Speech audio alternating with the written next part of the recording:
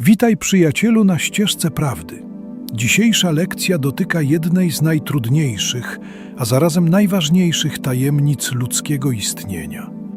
Podejmiemy próbę zrozumienia myśli, która na pierwszy rzut oka wydaje się okrutna i nielogiczna. Jak zrozumieć i zaakceptować, że im jest nam ciężej w życiu, tym jest lepiej dla naszej duszy? Jak to możliwe? Jak ból, strata, choroba i cierpienie, których tak mocno pragniemy unikać, mogą być dla nas czymś dobrym? W świecie, który uczy nas dążyć do komfortu, bezpieczeństwa i szczęścia, ta idea brzmi jak herezja. Jest to jednak prawda widziana nie z perspektywy człowieka w naszym obecnym wcieleniu, lecz z wiecznej perspektywy jego nieśmiertelnej duszy.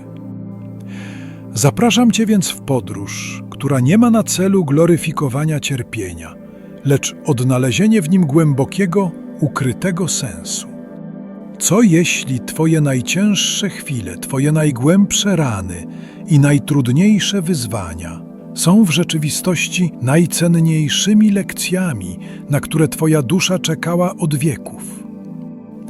Aby pojąć ten paradoks, musimy najpierw zrozumieć, gdzie jesteśmy.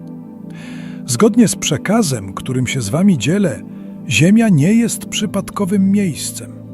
Jest to planeta pierwszej, najniższej kategorii, zwana we wszechświecie planetą smutku. Wszystkich kategorii planet jest 9 i kategoria ma związek z wibracją planety. Im wyższa kategoria, tym wyższa wibracja, ale o tym jeszcze porozmawiamy w innych lekcjach. Nie jest to jednak wyrokiem dla Ziemi, lecz opisem jej duchowej funkcji. Wyobraź sobie wszechświat jako wielki uniwersytet dla dusz. Istnieją w nim planety, na których życie jest łatwe, spokojne i harmonijne. Są one niczym przyjemne szkoły podstawowe, gdzie nauka postępuje powoli i w komfortowych warunkach. Ziemia jest jednak inna. Jest elitarną jednostką treningową, obozem przetrwania dla najbardziej odważnych dusz, które pragną przyspieszonej ewolucji. Dzieje się tak, ponieważ nigdzie indziej we wszechświecie kontrast między dobrem a złem, miłością a nienawiścią, światłem a ciemnością nie jest tak ostry. Chociaż istnieją również inne planety, w innych układach podobnych do naszego, o tej samej, najniższej kategorii wibracji. To właśnie w ogniu tych przeciwności, w konieczności dokonywania ciągłych, trudnych wyborów, dusza jest zmuszana do najintensywniejszego rozwoju. W ciągu jednego, trudnego życia na Ziemi można nauczyć się więcej niż podczas setek spokojnych wcieleń na bardziej harmonijnych światach. Ten przyspieszony rozwój jest możliwy dzięki istnieniu czegoś, co na harmonijnych światach jest jedynie cieniem potężnego ludzkiego ego. To wasze ego jest nieustannie karmione przez materializm, strach i pragnienie dominacji. Każdy dzień na Ziemi to pole bitwy między szeptem ego a głosem duszy. Każdy wybór, w którym decydujecie się na życzliwość zamiast osądu, na dzielenie się zamiast gromadzenia, na odwagę zamiast lęku, jest gigantycznym krokiem ewolucyjnym. To właśnie ta nieustanna walka i konieczność podejmowania świadomych, moralnych decyzji jest duchowym ciężarem, którego podnoszenie buduje waszą prawdziwą siłę. W tym momencie może pojawić się w tobie bunt. Ale ja nie prosiłem o taki los, nie chciałem cierpieć. I tu dochodzimy do drugiej kluczowej tajemnicy. Twoja dusza z perspektywy swojej wyższej mądrości nie jest bezradną ofiarą. Jest odważnym wolontariuszem. Zanim przyszliśmy na ten świat, każdemu z nas został pokazany ogólny zarys życia, które mamy przeżyć, z jego szczytami i dolinami. Opowiadałem o tym w odcinku o déjà vu. Nasza wyższa jaźń, nasza prawdziwa istota, widząc te wszystkie wyzwania, świadomie zgodziła się na tę inkarnację.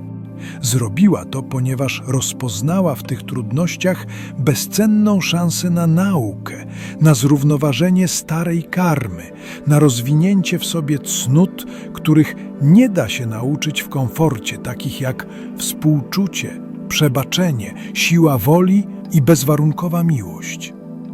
Nie jesteś więc karany trudnym życiem. Realizujesz odważny plan, który sam pomogłeś stworzyć.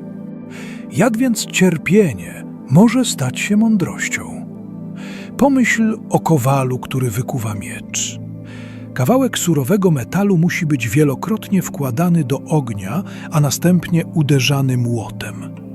To bolesny, gwałtowny proces, ale tylko dzięki niemu metal pozbywa się zanieczyszczeń, hartuje się i nabiera szlachetnego kształtu. Nasze dusze są jak ten metal. Trudności życiowe to ogień i młot, które usuwają z nas egoizm, pychę i ignorancję, pozostawiając czystą, lśniącą i niezwyciężoną esencję ducha. Najcenniejszym darem, jaki rodzi się z cierpienia, jest prawdziwe współczucie. Dusza, która nigdy nie zaznała bólu, może rozumieć miłość na poziomie teoretycznym, ale nie potrafi jej w pełni poczuć w odniesieniu do cierpiącej istoty. Dopiero gdy samemu przejdzie się przez ogień, serce kruszeje i otwiera się na ból innych. Ta empatia, narodzona z własnych ran, jest jednym z najczystszych przejawów boskości.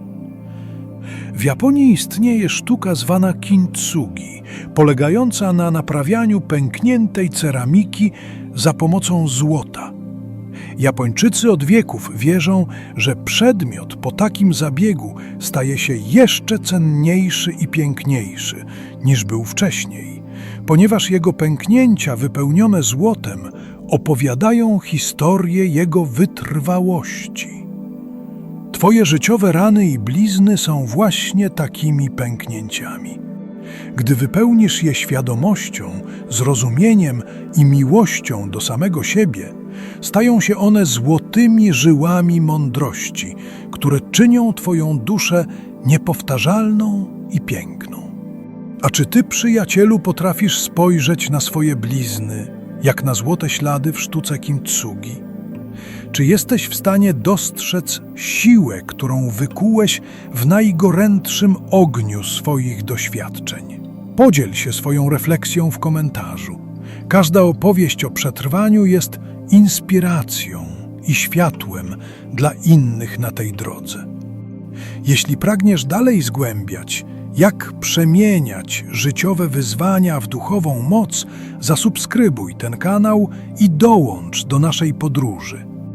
Tymczasem do usłyszenia w następnej lekcji.